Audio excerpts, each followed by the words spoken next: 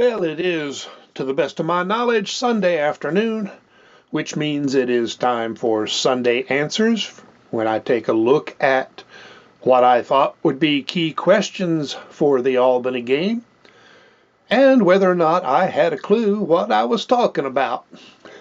Well, maybe so, maybe not. This is WVU Football Going Deep, and I'm Forrest Poston, if I know what I'm talking about. Well, I'm still Forrest Poston even if I don't know what I'm talking about. First, quick update from some of the press conferences they did last night. I thought some of those would wait until Monday. I didn't know what I was talking about, did I? Well, the biggest news is that Eddie Vesterinen is out for a few weeks. That's all we know right now. They did do an MRI, got that back, but we'll have to wait until Monday for more detailed information. Definitely going to hurts the team. Depth wasn't bad at that position, but this does really complicate things. And we were all looking forward to a big season for him. And he was starting to think about working his way into NFL camp. Well, if he misses a few games, and we do have a bye week in there, maybe, won't hurt too much. If it turns out he's out for the season, I think he has a red shirt, and I assume that he would use it, but we'll have to wait and see how that all plays out. Most of the other press conferences were pretty standard, but CJ Donaldson is a good interview, and he has clearly matured in his time here. And he said, been in Morgantown, WVU for 3 years, and he's starting to forget he's from Miami. You gotta like that. That kid has bought in. He said, basically, the culture is in him. He's in the culture. I hope he has a bit of a career in the NFL, and I think he'll succeed at whatever he does after that. But I'm kind of hoping that it's coaching, and I hope at least part of that turns out to be at WVU. I think he has something special, but it's something special that could be used in a whole lot of ways. So as usual, it's going to be up to him to figure out what it is that is really in him to do and follow that. What Joseph Campbell called follow your bliss, which sounds so easy and isn't. Now, move on to the questions. As soon as I say, now that you are so impressed with my knowledge and wit, please share, subscribe, make comments, click the thumbs up, click the notification bell, and tell your numerous and marvelous friends all about this channel. Definitely helps me out.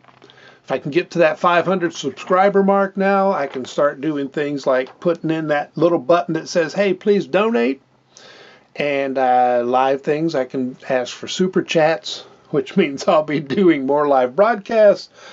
And I'm about, last check, it was 84 that I still needed. Didn't actually look at that today, so hopefully there's been some improvement there. But if you guys try really hard, you can get me there in a hurry. Carry me if you must. Oh, Lord, no, please. Believe me, I'd be asking a lot if we took that literally. Meanwhile, first thing in the questions, I said it was a get-right game. Did they get right? Yes and no. Offense got real right. Garrett Green was, 17 of 23? I think that puts him over the 70% completion rate, which is what he wanted, and the passes were varied. I didn't realize until it was brought up in one of the press conferences, 7 touchdowns each scored by a different player. Now, I said with the wide receivers, instead of having a number one, you want to make sure they don't know who to try to double cover. Well, looks like that's what they're doing. The ball was all over the field, and 7 different players who scored from various distances. There were, a couple of longish scores and some nice right down on the goal line White and Donaldson runs. So definitely red zone work was better. Short yardage work was better. So the offense got right. The defense, they got off to a fast start, particularly against the run. They held up against the run right up until the fourth quarter with just a couple of exceptions. And that was against, the number 3 lineman, and who will see more play with Vesterinen out. Now, I should have, with Vesterinen, we'll likely see more of Redwood and we'll see more of Jackson. Just how they shift guys around, we'll have to wait and see. But that's a couple of really good players. I'd like to see more of Redwood and Jackson because I think they're both, very good. Just didn't want it to happen this way. But like I said, it'll hurt, but more in terms of depth than necessarily a serious drop-off in the first line players. Next up, that's the mentality, and it'll work. But when Albany went to the passing game, the defensive backfield did not get right. But based on what the coaches have said, what some other people have observed, I think it is primarily just that first moment, that decision making at the snap, and a hair slow. That's the sort of thing that you should get better at. And they were playing a vanilla defense against a lesser team. I mean, the opposite problem of Penn State. Penn State, you can get too hyped and too high. Albany, it's hard to get that edge. And when you play vanilla, sometimes the adrenaline just doesn't flow the same. So I'm thinking, most of these guys are fairly new to the system. Some of them got here in spring. Others not until late summer. So I expect that to improve I'm not going to say steadily. Hopefully it's going to make a really quick jump this week. And I think it will. And keep in mind that 3 or 4 of the big passes were not coverage issues. They were just a quality throw and a quality catch. And if the coverage had been absolutely perfect, could have stopped it.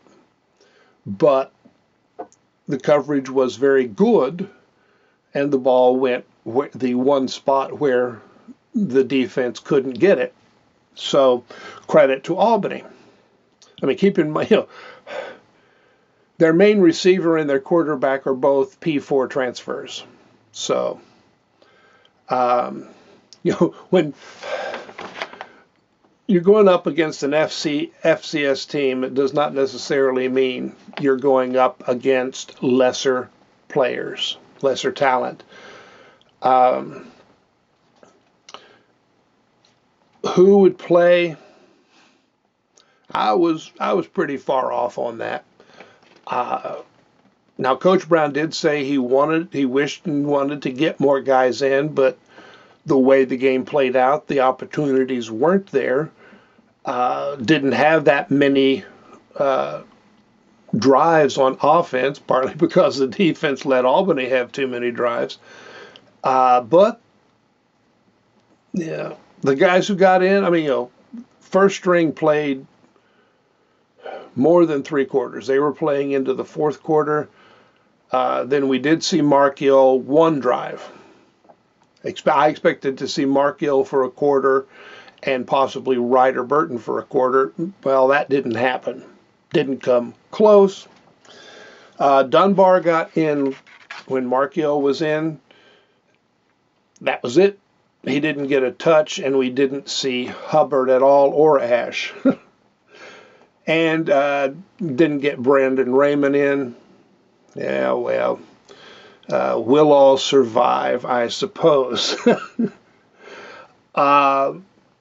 Question was, would they get Gallagher more involved? Yes, they did. Gallagher caught a couple of passes, farther downfield. I mean, we're not talking about go routes, but we are talking about more than just a screen pass, and it was a good look.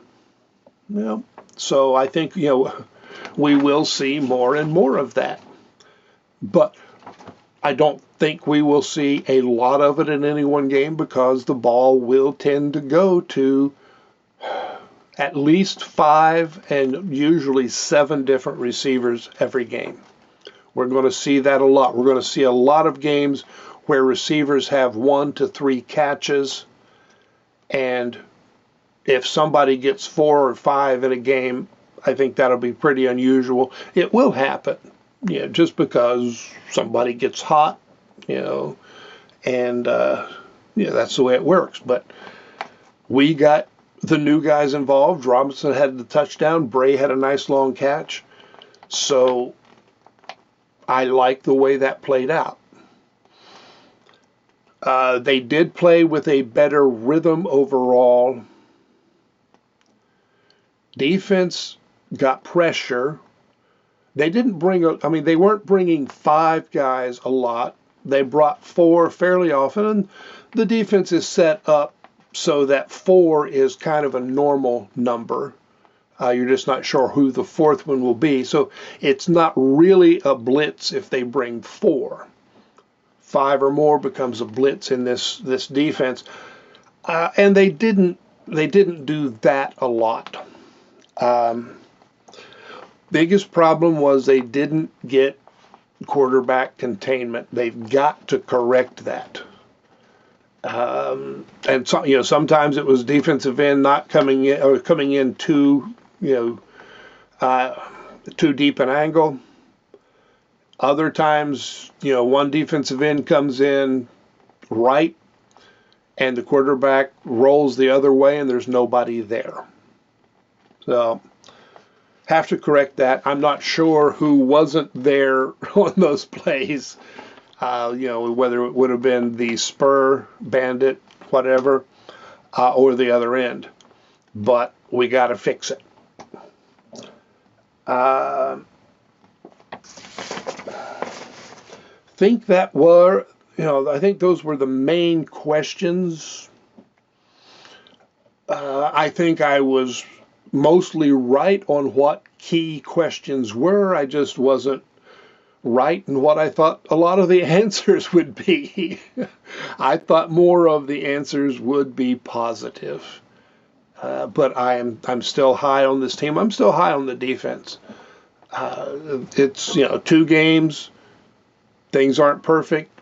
That's why the NFL still plays several preseason games. They keep cutting it back. But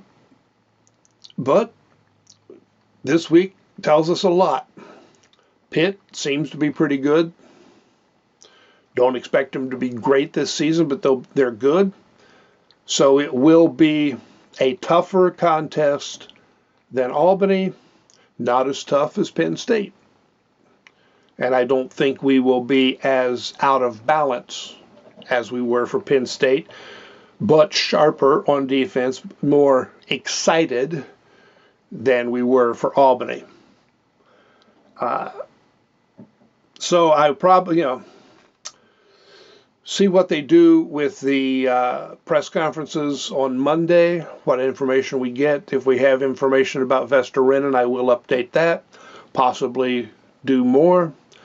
And we will have the trying to do a video about the 12-team playoff, how that works, how West Virginia does or doesn't get in from year to year, that sort of thing. And then the Sunday questions video for the Pitt game. And, of course, the live post game after we beat Pitt. Thanks for dropping in. Please help me get to that 500 subscriber mark. And I'll talk to you guys later. So long.